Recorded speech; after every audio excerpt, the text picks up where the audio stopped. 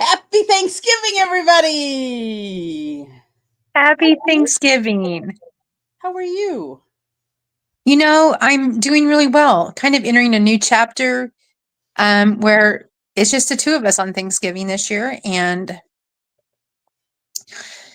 I don't have work to entertain my brain. So it's kind of been a new thought process, but not bad, just new. Just new, just different. New Correct. adventures, new excitement, new things to uh a new workplace that you get to explore. Absolutely. Boy, exploration is always fun. Sometimes. Yes. But with that, you know, I would say some of the teams this last week were exploring to find some of their players. I don't know. Uh, there was a couple that I wonder if they knew when the game time was. Yeah. I guess I've noticed that more this year that there's been more, we say more parity in the league. And I don't know if it's parity or if it's the teams that we expect to win know that their opponent doesn't have the same season, isn't having the same season, isn't having the same success. And so they're almost playing down to their level. Or they kind of quit playing Yeah. because they're like, oh, okay, we're going to run up this score. And I'm going to use my game as an example. Mm-hmm. Um, the Colts, Danny Dimes, they were having an amazing game. And we literally were running out there on two left feet and nothing was going right. Mm-hmm. Halftime happened. We come back and the third quarter was a whole bunch of nothing. Like we scored a touchdown, I think, in the third quarter, kind of got it brought back up. But it was almost like we had got into the head of Daniel Jones and he quit producing. We had shut down his run game, as I'm guessing that was the target or the plan. And Daniel forgot that he could throw. I don't know. It was almost like the New York Giants Daniel showed up for the second half. And I'm like, I mean, that is a good game plan to use. I'm not sure it was the best one because we had 300 yards of offense in the last 9 minutes plus overtime, and they had 45. But so Eagles kind of had the same situation going on. Congratulations to Megan's Cowboys, but Eagles went into half flying high, and then I guess they packed up and went home because they never scored again.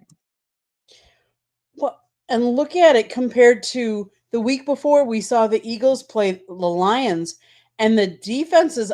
I mean, that was a defensive battle. Absolutely, and it was exciting to watch. Actually, it was. It was. I completely agree. I mean, we've seen some really different football lately. Yes.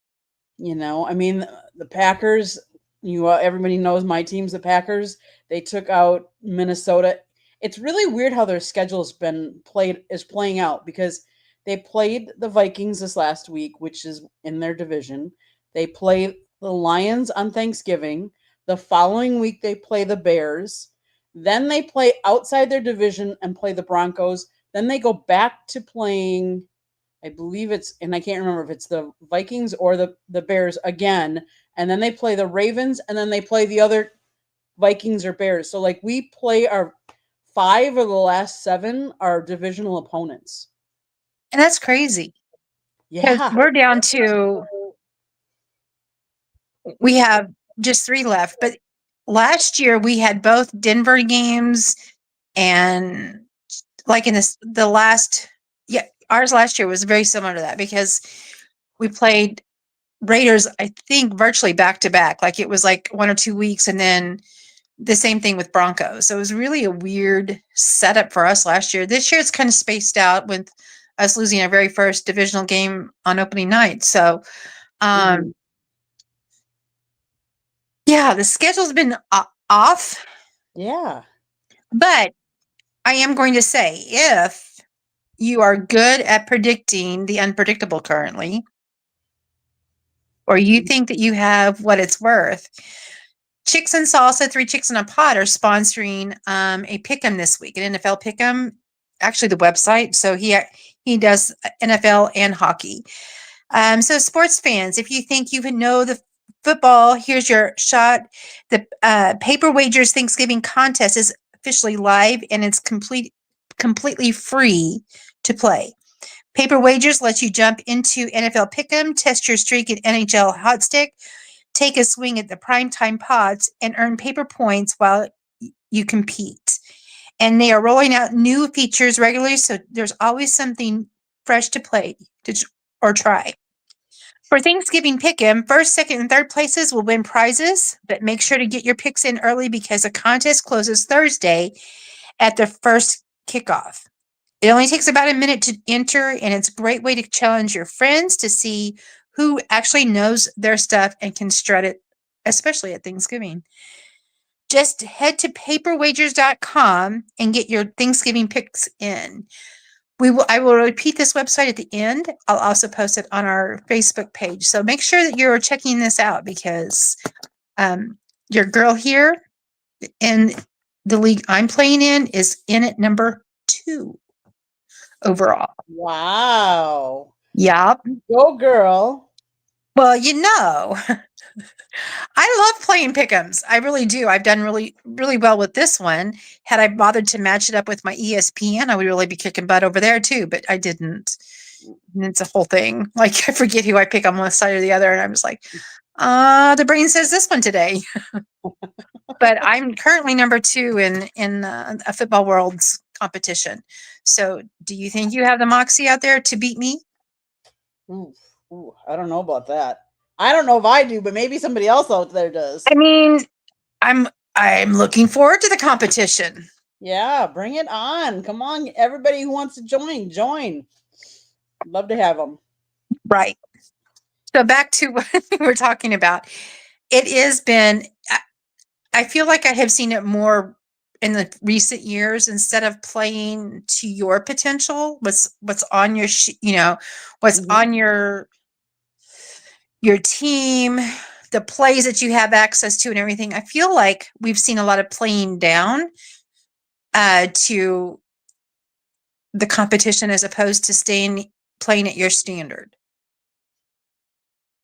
Yeah, I mean, no offense, and Jen, we love you, but your Panthers, like they've improved a lot, but they've won a lot of games that most of us would not have thought they would have won this year. Correct. And I did pick them last night. I did see the Panthers that could have won for about a quarter. And then that missed the interception in the end zone totally took them. I think that totally changed Bryce's game. And why he didn't run that in, he had a free shot into there. That would be a great question to ask. Mm-hmm. But I think that moment, because they were trading back and forth picks. I mean, like you get an interception. No, I think it's your turn to get an interception. No, I think it's your turn. But it was back and forth there for a while. I was like, what are we playing here, right? Mm-hmm. But I think that missed opportunity at the touchdown on that interception changed the game, and that was where the game was won or lost. Mm-hmm. Yeah, I get it. We've seen a lot of that lately, though. I don't know. I mean, we've seen a lot of injuries too. Let's face it. Well, that's true. There's been a lot, like Minnesota. I know McCarthy went down with a concussion protocol, and so he was out for part of it. Jordan Love went out part this year just for a little bit. Malik Willis, we've seen.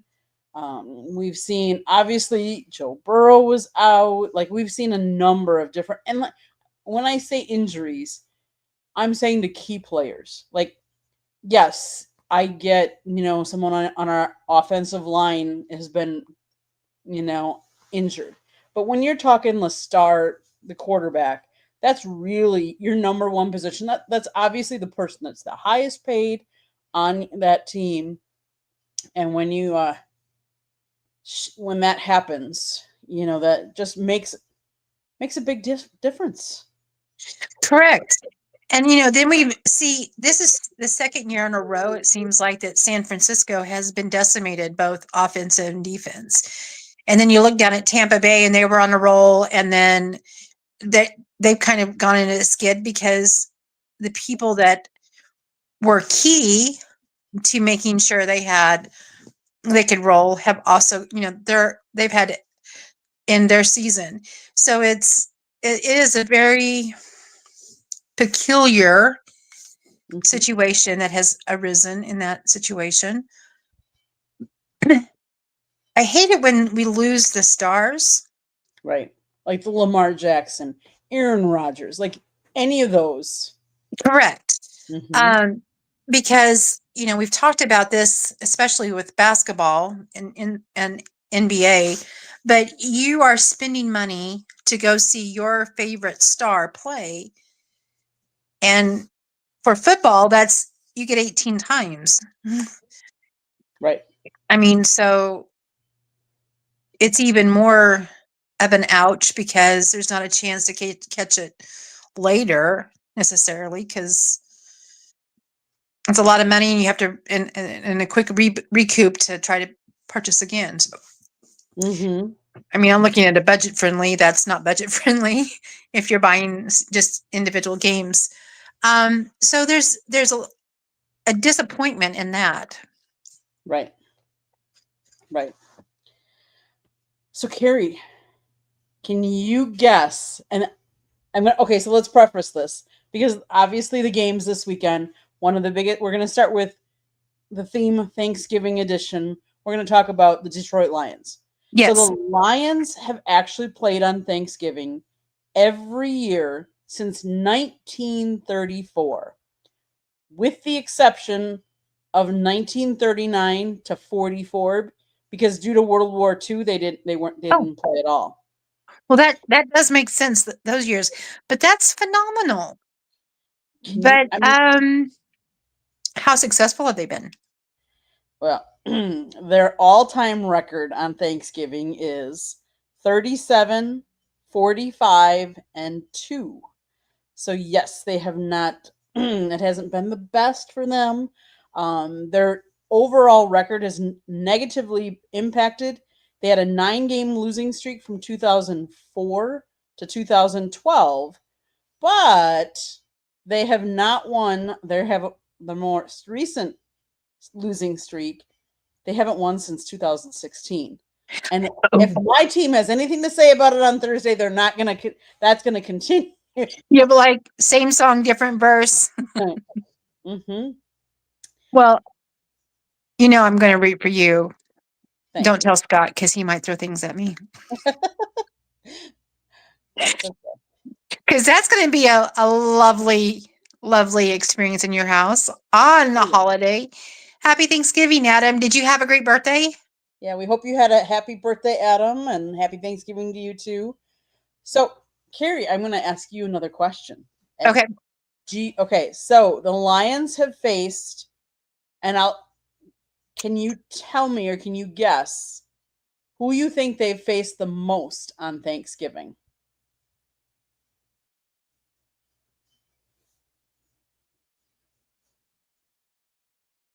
Somehow I feel like it's Green Bay. It is. It actually is. They've faced each other 22 times on Thanksgiving, and they've faced the Bears the next most at 19 games. I kind of figured it would be a divisional opponent, but hey, you never know. That is very interesting. Do you know the other team that always plays? Oh, that I do know. I think for a while I was confused and thought they always played each other, but that's not the truth. It's good old Jerry down in Jerry's world in Dallas. Yes, that tradition started back in '66, and they've been playing a second game ever since. I can tell you that my husband Scott actually interviewed Jerry Jones at one point, and he asked him about Thanksgiving Day and if he thought the Lions would ever lose that, being on Thanksgiving Day. And Jerry Jones said, "Not if I have anything to say about it, because for years and years nobody wanted to play on that day, but now it's kind of a primo day and everybody wants to." But Jerry said, "No, as long as he's alive, he's going to say the Lions need to be on that day because they've always done it." And they should. And going with the current street or current thought process, he may outlive all of us. Mhm. So Hey, you never know. You never know. never know, never know. That's interesting though. Mhm. So it's mainly, and now that I think about it, it was mainly NFC teams, but we're getting to sneak in this Thursday Late. They added a with third Dallas. game. Yep. They did. That kind of surprised me. I mean, but I guess, and I think, and here I say it's a late game, but if I think about it, I live on the East Coast, so yes, for me it's a late game because it starts at what, like 8 p.m. But those that live out on the West Coast, that's Yes. only five, Yeah. right? Five, The other six. thing I saw that this game could break the all-time viewership record of a single football game during the season, because you have two very large fan bases that follow their teams that are religiously following their teams. Mhm. So like I'm trying to think, I want to say it was a Vikings Dallas game that had like 42 million views, and they think that will be blown out of the water by projection. Mhm.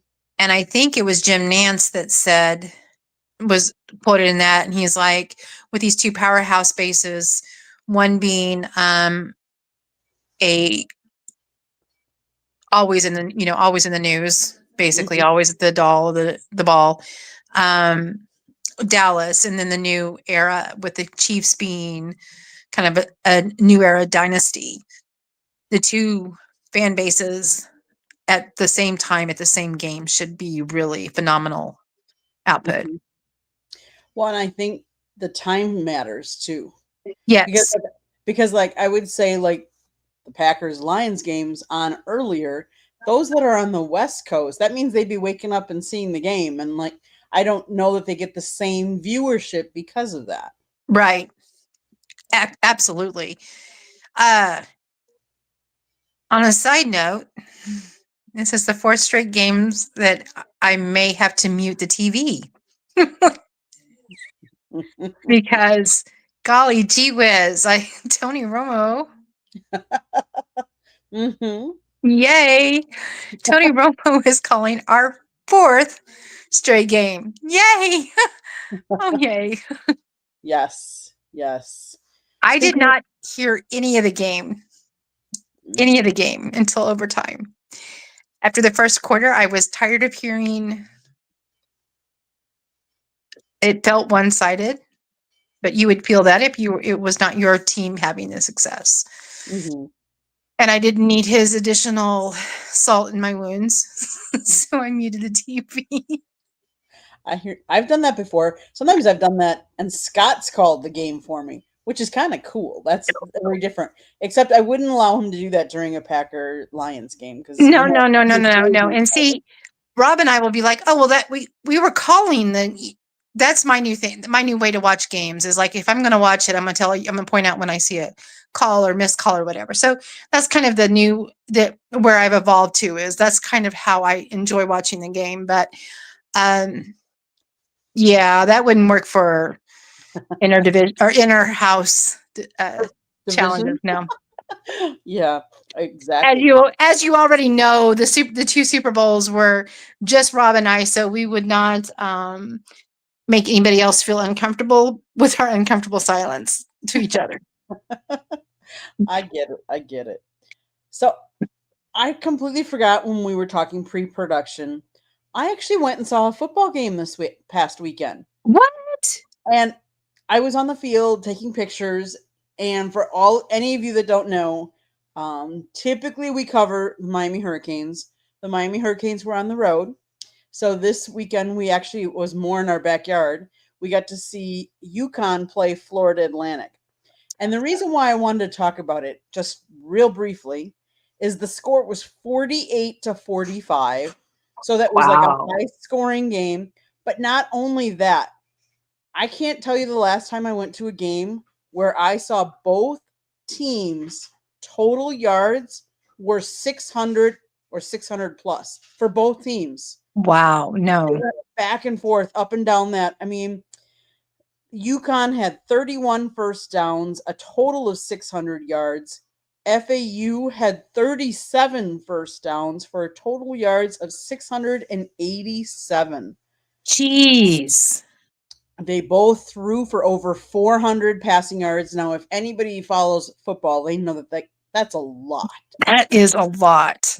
But Well, it was a fun game. It was back and forth. And actually, FAU went down 24-3 in the first quarter. And wow. they came back to make it a game and go back and forth. And so I had to mention that because I had forgotten to mention that in pre-production. And I'm like, I just had to give kudos to both teams because That's impressive. Mm-hmm. That's kind of like that game that we played the Rams that was supposed to be international, and it was we ended up in LA right after the fires, and it was 52-50. Mm-hmm. And that was like the ball just was like, do. I mean, like the teams are just running up and down the field. And you're like, quite an addictive game to watch too. Just, mm-hmm. And that's the reason why we got Chris Jones is because we needed an answer to Aaron Donald after that game. Mm-hmm. Mm-hmm. Yeah, a little bit of bringing my team back into the picture, but yeah, those games are fun. Yes, but I'm not gonna lie, I enjoyed the Lions-Eagles game, even though it was a defensive battle with not a lot of scoring, because that's reminiscent of, the Steel Curtain, Purple People Eater, yep, the Bears, 85, those stronghold defense games, and I liked those too. So, I mean, they always say defense wins championships, right? Right. I mean, I have to give it up. Reggie White helped us win that Super Bowl. That his defense, like the Minister of Defense. Yep. Not to forget. I mean, you gotta love it when the defense. I do like the current one, but I loved when it was a defense that was making or breaking games, and that's what that era was. I mean, now it's all offense, but we're starting to see those strong defenses creep back in, and I kind of dig that. Not gonna lie. Mm-hmm. I hear you. Well, one of the other interesting stories that we came across was the NIL money. And, yes. I really don't understand all of it, and I'll be the first to admit that. I have not read up on it as much as I probably should, but I didn't realize that it was performance. A part of it is performance based, and the reason why I say that is Carson Beck from the Hurricanes, who was a former Georgia Bulldog. At the beginning of the season, it was reported that he was sporting a $4.3 million NIL valuation. Now, the Hurricanes have had a little blip in the road a couple of times, and so has Carson. So their record is 9-2, which is still very respectable. And they're in the top 15 ranked nationally. But his NIL has fallen to $3.1 million. That I didn't realize that it was performance based. And that's a big. It does make sense because regular contracts for these players across, it doesn't matter which sport, are you have this and the incentives for performance built in to make it this. So it makes sense now that you brought that to light. Would have never guessed that. I wouldn't have either. And on the flip side of that, Fernando Mendoza, who is Indiana's surging junior, walked into the year with just a 1.6 million dollar NIL dealings. And after he's stunned the nation and they're perfect 11-0, his value has nearly doubled and he's at 2.6. That's crazy. It's also impressive that Indiana, while they had a strong surge last year, they are still at that level because, well, Kudos to their coach. right. That was something. They were a dark horse last year, and then they lost players through attrition, and they're still that competitive. So impressive. Especially since they've always been considered a basketball school. Right. Who would have thought Hoosier meant more than hoops? Exactly. Kurt Signetti he's earned his contract, and that's why he's gotten more money and stuff like that. In today's day and age, navigating through NIL and the transfer portal and all of that, and he's done it with ease. So kudos to him. Right. And we did not mention that the coaching carousel still is ever evolving. Yes. In both college and in the pros. I mean, we've seen offensive coordinators this as late as this week. We saw offense and defense this week get canned in two different teams. I've joked and said I didn't realize the Raiders had offense. Gino knows how to offend, but I didn't know that he knows offense. Right. Did you catch that little thing that he did to the crowd when they lost? No. He told them they were number one. Oh, okay. With a gesture, and the team has already come out and apologized, and he's already been fined because this is the second time this year that he's done that. Preseason in Seattle. Will they ever learn? Well, I mean, we still have people spitting, so no. I know. I saw that. Ay. So that's crazy. You know, I get it. It's highly competitive, but they're also professionals. Mm-hmm. Exactly. And I'm like, I've never been to a boardroom and watched someone spit. Nope. I've never been to a retail location and had someone spit. So that there's just really no place in a professional. If you're going to get paid the money, you need to be acting a professional. Exactly. I agree. Well, Carrie, you have your show in like now. Yeah, in a couple minutes, but yeah. But I didn't realize the time we'd gotten to. Wow. I know, it goes so quickly, doesn't it? You and I should have our own show, and we'll just like pause for daily life every once in a while. There we go. Oh, but let's put it out there. We missed Dawn, we missed Megan, and we missed Jen. They all had previous commitments. They couldn't be on. They wanted to be on, but we love them, and they love being on here with us. So it's frustrating to the person, like when I've not been able to be on. It's frustrating to me because this is something I look forward to. But real life happens, and we just all have to kind of roll with real life. And don't forget, I'm going to post on 3 Chicks in a Pod Facebook about the paper wagers, paperwagers.com. I know that there's a $25 gift card for first place. There is a $15 gift card for second and a $10 gift card for third. So I'm going for the 25. Who's going with me? Who's going to unseat me? Who's going to challenge her? Who's going to challenge her? But with all of that being said, we wish all of our listeners, whether you were in the chat room or not, whether you watch this later, we wish you a very, very happy Thanksgiving. We hope you spend time with those that you love. because that's what it's about. It's not about eating. It's not about football. I mean, Wait, maybe it's not in some about households, eating and football? Okay. Duly noted. but it's about really spending time with those you love, because let's face it, none of us are promised tomorrow. So we need to take advantage of all the time we can with those that we love. Absolutely. Love to you all. Happy Thanksgiving. Happy Thanksgiving, everybody.